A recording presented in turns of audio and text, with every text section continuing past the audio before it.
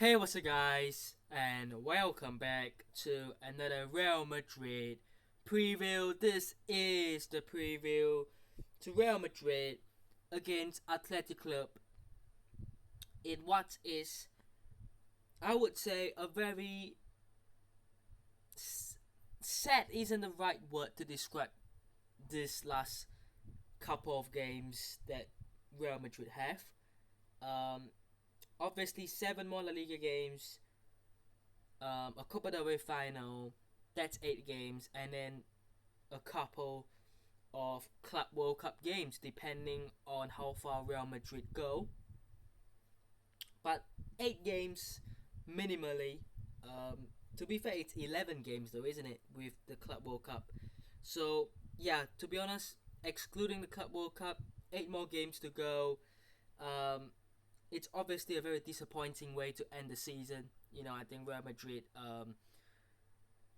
aim and should be in the top four of the Champions League every season.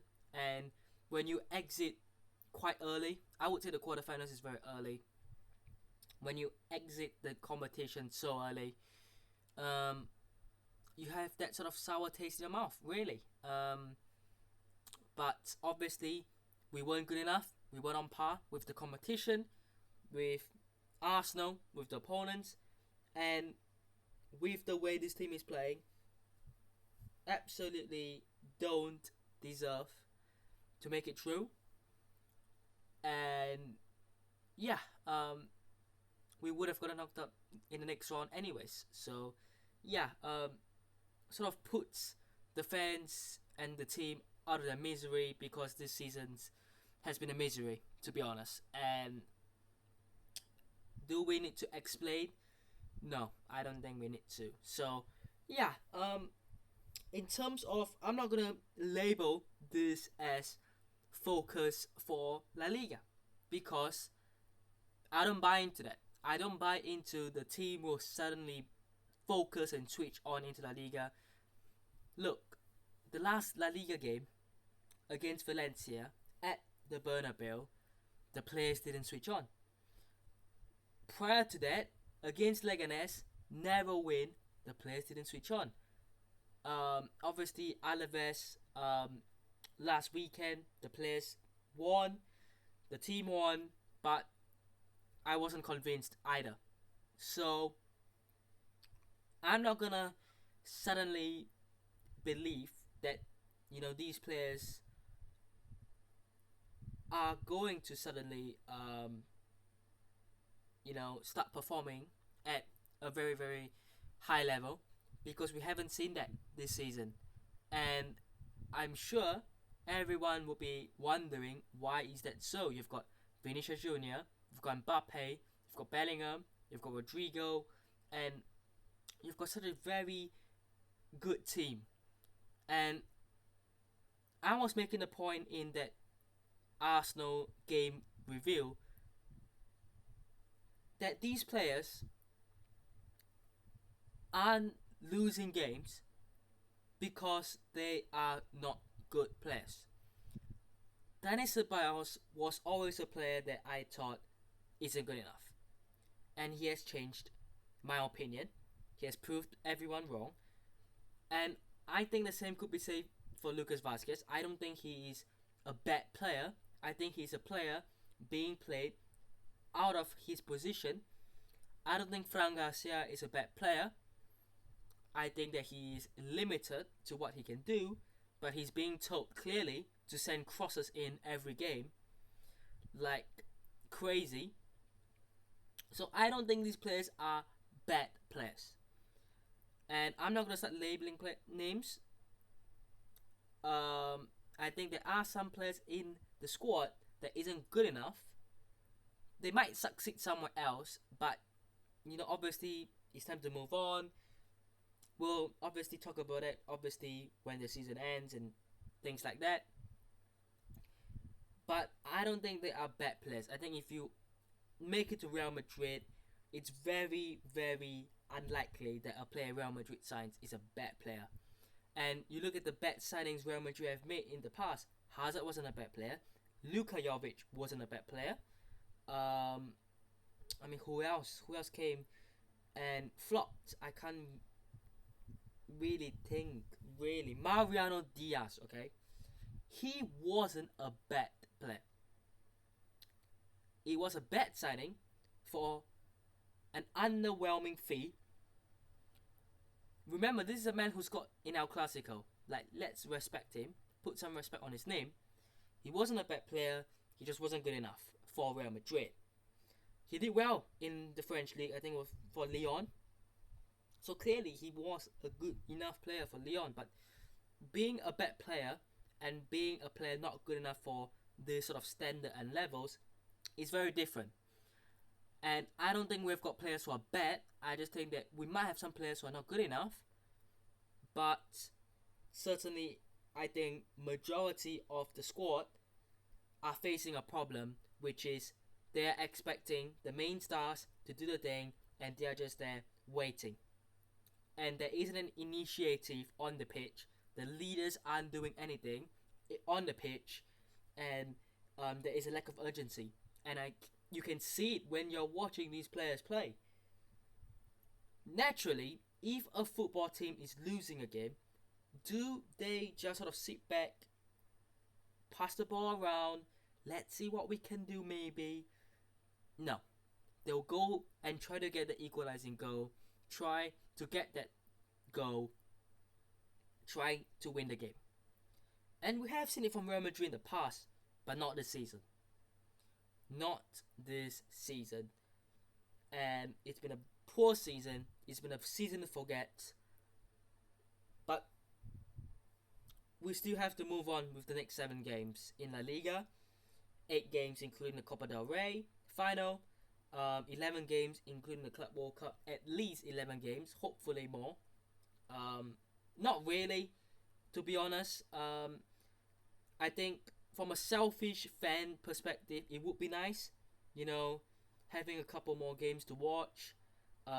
Obviously for the club, it would be beneficial, some on prize money, but for the players, it just wouldn't really be helpful. It wouldn't be, and it's a joke that this is being played right after the season ends. So obviously we just have to roll on with it, but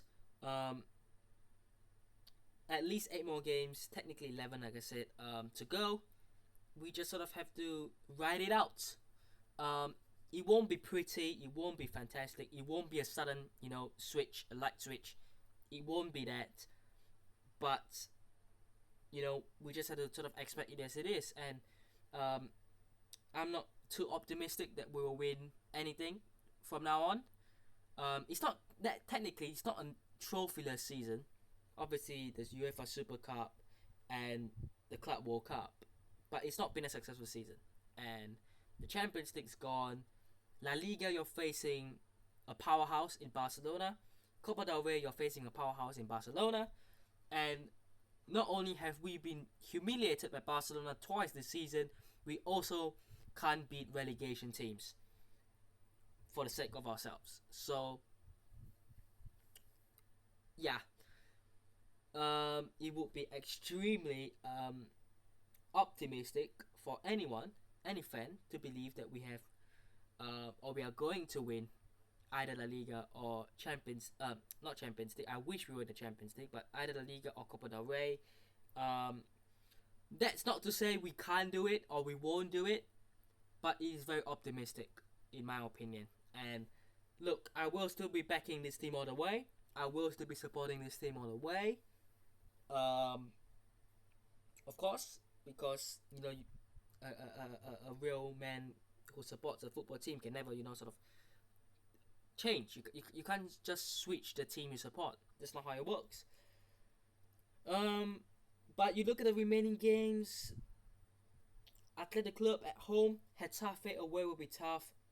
Then you've got the Copa del Rey final, Celta Vigo at home, and then literally afterwards, Barcelona away in La Liga, Mallorca at home, and Sevilla away. And to end of the Liga season, we've got Real Sociedad at home. Like I said, I'm looking at the 2 El Clasico games and Getafe away and Bilbao at home, to be honest. I think the rest, Celta Vigo at home, Mallorca at home, that should be 6 points. Really? That's just a prediction, by the way.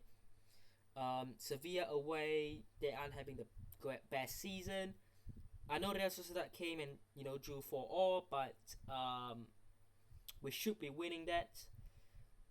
Like I said, it's we should and not we will. So yeah, um, and then afterwards, yeah, the Club World Cup. Um, but yeah, we just had to sort of focus on what's left, to be honest. Um, but let's talk about this game.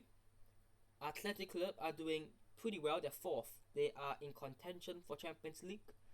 Um, I don't see them losing out because even if Villarreal win their game in hand on Bilbao, they would still be 3 points behind.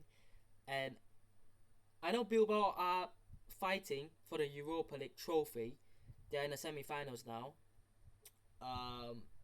which means their focus might switch onto that. But I think they've got a very, very good squad. They've got a very, very good team. And pretty sure the manager is Ernesto Valverde, who we all know, obviously, from his Barcelona days. Yeah.